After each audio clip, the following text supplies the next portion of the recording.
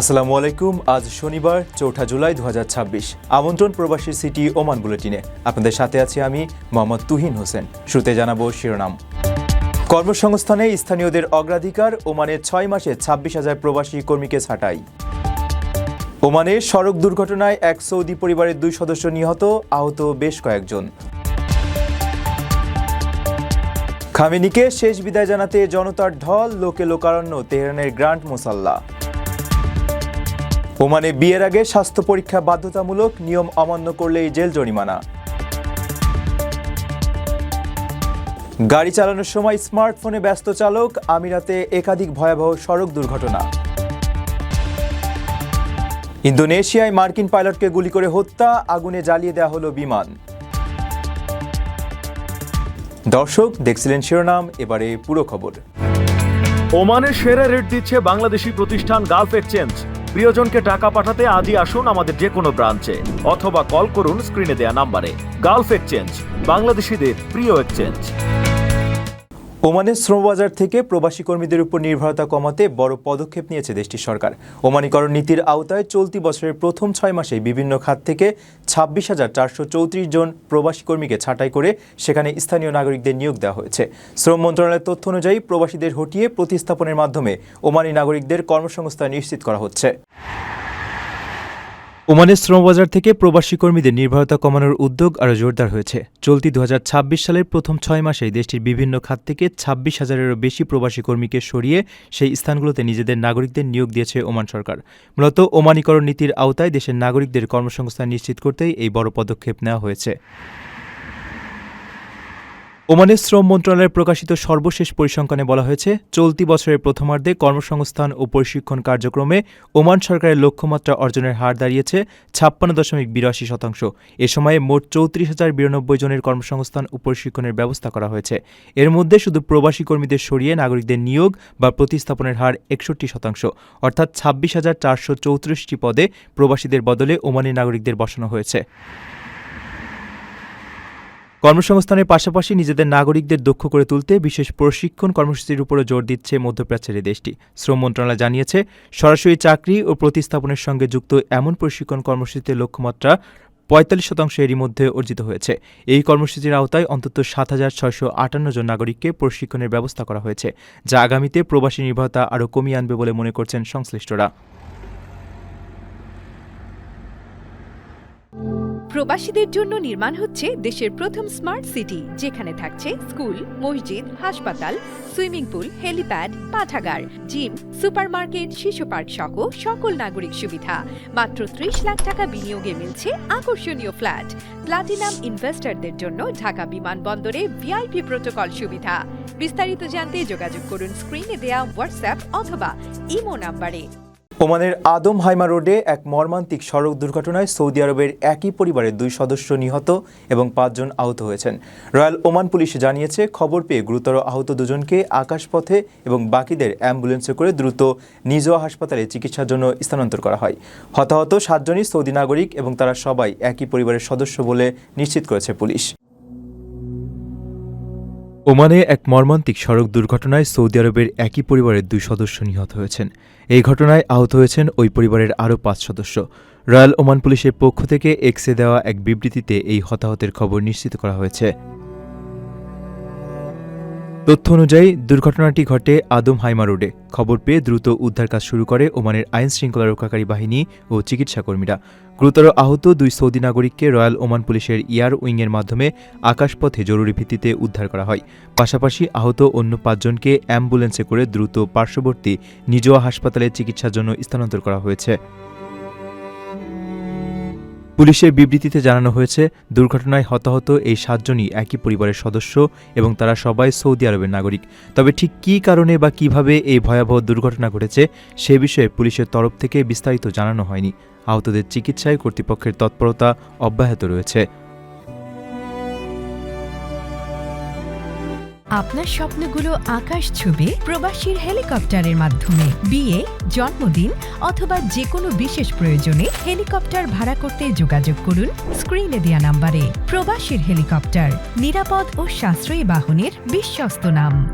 ইরানের সাবেক সর্বোচ্চ নেতা আয়াতুল্লাহ আলী খামেনির প্রতি সর্বসাধারণের শ্রদ্ধা নিবেদন অনুষ্ঠান ঘিরে তেহরানের গ্র্যান্ড মোসাল্লা ও আশেপাশের সড়কগুলোতে লাখো মানুষের ঢল নেমেছে।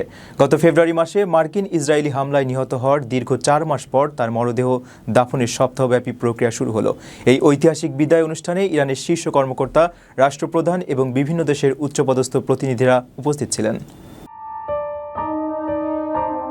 দীর্ঘ 4 মাসের রুদ্ধশ্বাস অপেক্ষার অবসান ঘটিয়ে অবশেষে জনসম্মুখে আনা হয়েছে ইরানের প্রয়াত সর্বোচ্চ নেতা আয়াতুল্লাহ আলী খামেনির কফিন।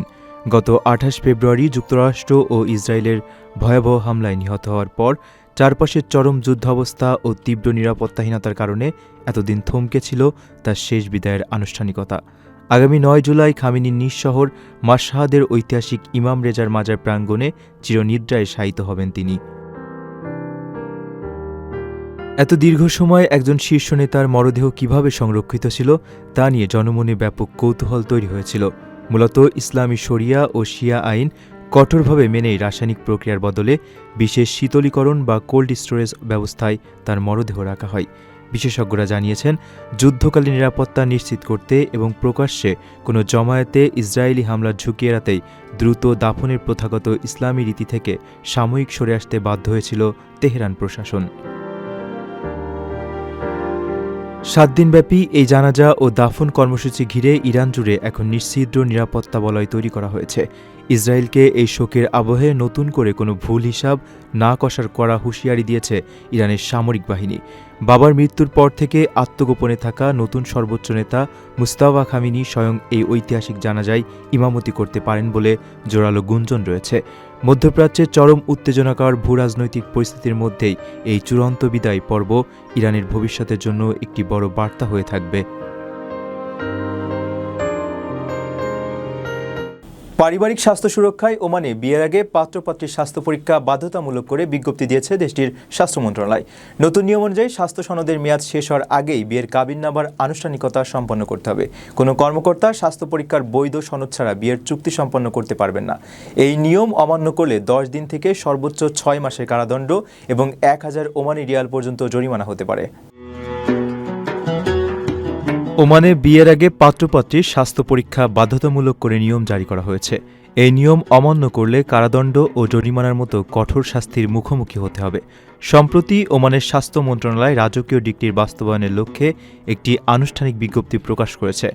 নতুন এই নির্দেশনায় বলা হয়েছে, বিয়ের পরিকল্পনা করছেন এমন প্রত্যেককে আবশ্যিকভাবে চিকিৎসকের কাছ থেকে স্বাস্থ্য পরীক্ষা সম্পন্ন করতে হবে।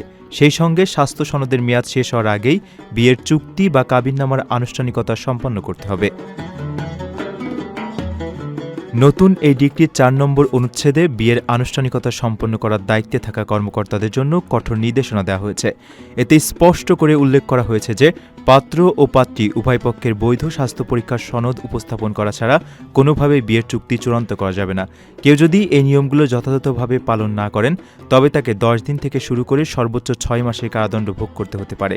এর পাশাপাশি 100 থেকে 1000 ওমানি রিয়াল পর্যন্ত আর্থিক জরিমানা কিংবা উভয় দণ্ডেই দণ্ডিত হওয়ার বিধান রাখা হয়েছে। মূলত দেশটিতে পারিবারিক স্বাস্থ্য সুরক্ষার বিষয়টিকে প্রাধান্য দিয়েই এই ব্যবস্থা গ্রহণ করা হয়েছে। অনাকাঙ্ক্ষিত স্বাস্থ্যের হাত থেকে বাঁচতে ওমানের স্বাস্থ্য মন্ত্রণালয়ের পক্ষ থেকে সবাইকে এই নিয়মগুলো কঠোরভাবে মেনে চলার জন্য অনুরোধ জানানো হয়েছে।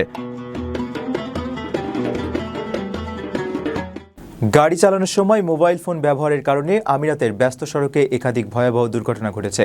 চালকদের মনোযোগ বিঘ্নিত হওয়ার এই প্রবণতা রুখতে এবং সড়ক নিরাপত্তা নিশ্চিত করতে কঠোর সতর্কবার্তা জারি করেছে আবুধাবি পুলিশ। ট্রাফিক বিভাগের নতুন নির্দেশনায় বলা হয়েছে, গাড়ি চালানোর সময় রাস্তা থেকে মনোযোগ সরালে চালককে 800 দিরহাম জরিমানা এবং ট্রাফিক ফাইলে 4টি ব্ল্যাক পয়েন্ট যুক্ত করা হবে।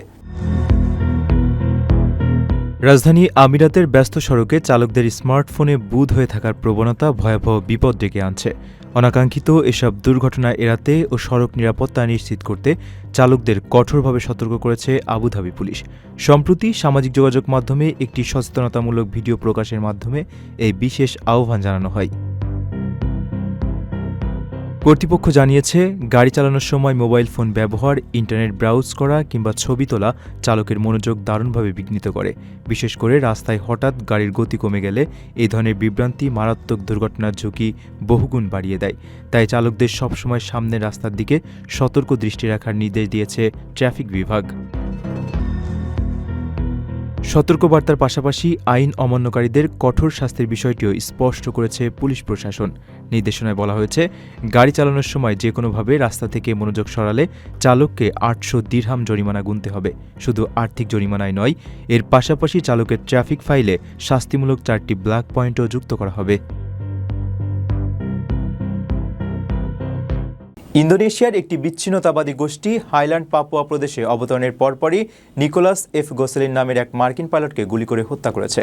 হত্যার পর তারা বিমানটিতে আগুন ধরিয়ে দিয়ে সম্পূর্ণ পুড়িয়ে দেয়। বিচ্ছিন্নতাবাদীদের দাবি, ওই বেসামরিক পাইলট ইন্দোনেশিয়ার সেনাদের তাদের অঞ্চলে নিয়ে আসছিলেন।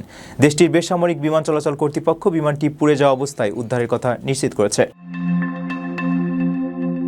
ইন্দোনেশিয়ার পাপুয়া অঞ্চলে এক মার্কিন পাইলটকে গুলি করে হত্যার পর তার বিমান জ্বালিয়ে দিয়েছে বিচ্ছিন্নতাবাদীরা। এই ঘটনায় দায় স্বীকার করে বার্তা দিয়েছে অঞ্চলটির বিচ্ছিন্নতাবাদী গোষ্ঠী West Papua national liberation army. বৃহস্পতিবার হাইল্যান্ড পাপুয়া প্রদেশে অবতরণের পর তারা ওই মার্কিন পাইলটকে হত্যা করেছে। বিবিসি ও গার্ডিয়ানের প্রতিবেদনে বলা হয়, ওই মার্কিন পাইলটের নাম নিকোলাস এফ গোসেলিন। হাইল্যান্ড পাপুয়া প্রদেশের ইয়াহু কিমো অঞ্চলে অবতরণের পর বিচ্ছিন্নতাবাদীরা তার বিমানটিতে আগুন ধরিয়ে দেয়। তাদের অভিযোগ, বেসামরিক পাইলটরা ইন্দোনেশিয়ার সেনাদের ওই অঞ্চলে নিয়ে আসছিলেন। গোষ্ঠীটি বলেছে, গোসেলিনকে হত্যার মাধ্যমে তারা একটি বার্তা দিয়েছে। ইন্দোনেশিয়ার কর্মকর্তারাও নিশ্চিত করেছেন, পাইলটের বিমানটি আগুনে পুড়ে যাওয়া অবস্থায় পাওয়া গেছে। তারা জানান, মার্কিন পাইলট পরিচালিত ৭ জন যাত্রীবাহী একটি বিমান ইয়াহুকিমো অঞ্চলের একটি বিমানবন্দরে পুড়ে যাওয়া অবস্থায় পাওয়া যায়। দেশটির বেসামরিক বিমান চলাচল কর্তৃপক্ষ জানিয়েছে, বিমানটি অবতরণের আগে কোনো নিরাপত্তা উদ্বেগের তথ্য পাওয়া যায়নি। তবে অবতরণের পরপরই বিমানটির সঙ্গে যোগাযোগ বিচ্ছিন্ন হয়ে যায়। বিমানটি যে বন্দর থেকে উড্ডয়ন করেছিল সেখানকার পরিচালকের প্রাথমিক প্রতিবেদনে পাইলটের মৃত্যুর কথা উল্লেখ করা হয়েছে। দর্শক, দেখছিলেন প্রবাসীর সিটি নিবেদিত প্রবাস টাইম বুলেটিন। শেষ করার আগে শিরোনামগুলো জানিয়ে দিচ্ছি আরও একবার। কর্মসংস্থানে স্থানীয়দের অগ্রাধিকার, ওমানে ৬ মাসে ২৬,০০০ প্রবাসী কর্মীকে ছাঁটাই। ওমানে সড়ক দুর্ঘটনায় এক সৌদি পরিবারের ২ সদস্য নিহত, আহত বেশ কয়েকজন। খামেনিকে শেষ বিদায় জানাতে জনতার ঢল, লোকে লোকারণ্য তেহরানের গ্র্যান্ড মুসাল্লা। ওমানে বিয়ের আগে স্বাস্থ্য পরীক্ষা বাধ্যতামূলক, নিয়ম অমান্য করলেই জেল জরিমানা। গাড়ি চালানোর সময় স্মার্টফোনে ব্যস্ত চালক, আমিরাতে একাধিক ভয়াবহ সড়ক দুর্ঘটনা। ইন্দোনেশিয়ায় মার্কিন পাইলটকে গুলি করে হত্যা, আগুনে জ্বালিয়ে দেওয়া হলো বিমান। এই ছিল প্রবাসীর সিটি নিবেদিত প্রবাস টাইম বুলেটিনের আজকের আয়োজনে। প্রবাসের সর্বশেষ সংবাদ পেতে ভিজিট করুন probastoime.com। সাবস্ক্রাইব করুন আমাদের ইউটিউব চ্যানেল এবং চোখ রাখুন ফেসবুক পেজে। পরবর্তী বুলেটিন দেখার আমন্ত্রণ জানিয়ে আজকের মতো বিদায় নিচ্ছি আমি মোহাম্মদ তুহিন হোসেন। সে পর্যন্ত সবাই ভালো থাকবেন এবং নিরাপদে থাকবেন। আল্লাহ হাফেজ।